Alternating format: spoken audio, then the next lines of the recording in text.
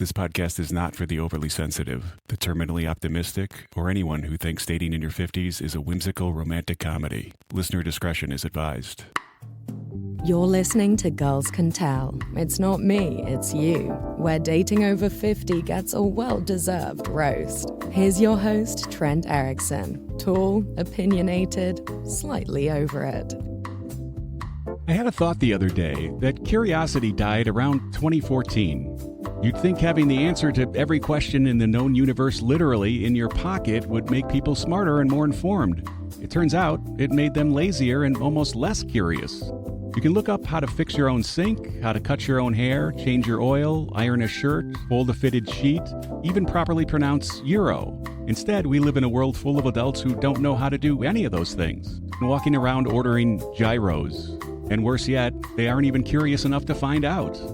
This is Girls Can Tell. I'm Trent, and today we're looking at the death of curiosity and common sense and the people out there among us who somehow still fall for email scams in 2025. There's literally no excuse anymore for not finding answers. You can get a PhD-level education in just about anything for free. Want to install a bidet? There's 2,411 videos showing you exactly how to do that. Learn how to sew a button, rewire a lamp, break into your own house when you've locked yourself out. All completely covered, free of charge. And we're not talking obscure, grainy videos filmed in someone's dingy basement either. These are full-blown tutorials with lighting, chapters, voiceovers, and on-screen diagrams with high production value. Some of these YouTubers are better instructors than the ones in college classrooms. The other day I looked up how bubbles work. Why? Because I wanted to know. It took me 90 seconds. Now I know the physics of bubbles. Now, I might never need that information at all, but it's there, locked in, because you never know when it might come in handy. I also once looked up how to get a bat out of my house. Like a real bat. I mean actual wings flapping, vampire-ass bat flying around my ceiling at 2 a.m. And guess what? YouTube had about 130 options, complete with diagrams, demonstrations, and one guy who made it look like he was way too into it. 10 minutes later, I had a broom, a towel, a bucket, and a bat safely released into the night sky and busy off doing bat things. Turning to YouTube saved the night, and it was a lot more effective than had I shrugged my shoulders and gone back to bed, hoping I wouldn't find a middle-aged man wearing a cape counting things in my living room when I woke up the next morning. And that's how it should be. You hear something, you wonder how it works, you look it up, and you learn it. That used to be called being alive. Now it's considered annoying or trying too hard. Since when did effort become embarrassing? But when I ask someone a simple question like, how long do squirrels live? And they just go, I don't know, and then stand there doing nothing, that makes me think there's something wrong with them. Their lack of curiosity is more offensive than their lack of knowledge. I mean, at least pretend to want to know, instead of showing no sense of wonder with a blank-eyed acceptance of their own ignorance like it's cute.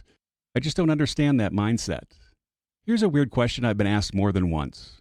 Do you like music? Not, do you like country music? Just simply, do you like music?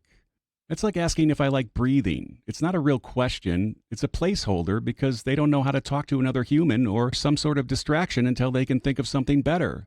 P.S. They can't. And it's usually followed by dead air and a smile. Like the question alone was supposed to be enough to carry the conversation, leaving you to do all the heavy lifting. It's basically a verbal shoulder shrug.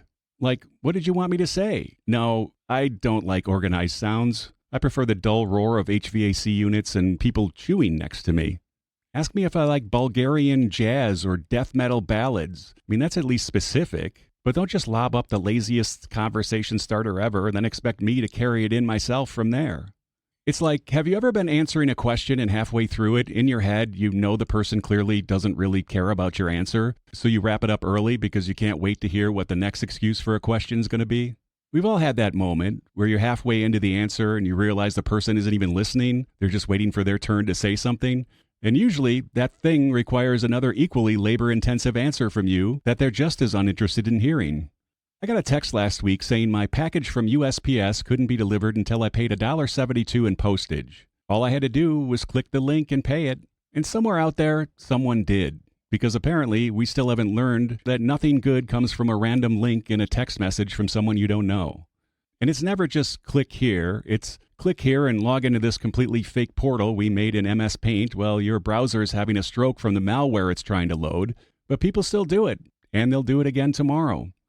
Here's a tip I shouldn't need to give anyone, But if you're on Michigan Avenue and someone you don't know walks up holding a clipboard, asks you to donate a few dollars to some charity, then tells you to sign into your Cash App, and then asks you to hand them your phone so they can put in your banking info, assuring you they will transfer only the agreed-upon funds, you really deserve it at that point. But it happens all the time. How is this still working? How are there people in 2025 getting scammed by the IRS from a Gmail account with 17 numbers on it? Or believing a Nigerian prince is in a tight spot and the first thought they had was to email you for help wiring them money? Or giving their bank info to a 56-year-old man's voice on the phone saying, "Hi, Grandma, it's me, Heather." And the worst part? The people doing the scamming are working. Like, it takes effort to come up with an idea, build a fake website, get a burner number, write scripts, practice, maybe recruit others to help execute it. They could take that same time and energy and just, get a job. Like a regular one where you don't ruin someone's retirement or steal from someone who needs it to eat. Imagine waking up every morning, making coffee, and thinking, well, I'd better get moving. I got a full day of ruining people's lives for $44 today.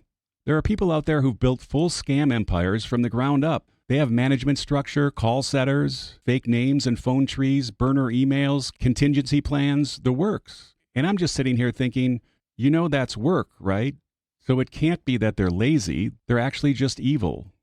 I absolutely can't, for the life of me, understand people who simply aren't curious about things. It's beyond my comprehension how you wouldn't want to know who the guy was who looked into the sand one day and thought, I think I'm going to heat this stuff up and see if it turns into glass. Or what the going rate was for a room at H.H. Holmes' place during the World's Fair. Or when we decided toothpicks were a good idea. Especially since there's no excuse not to know.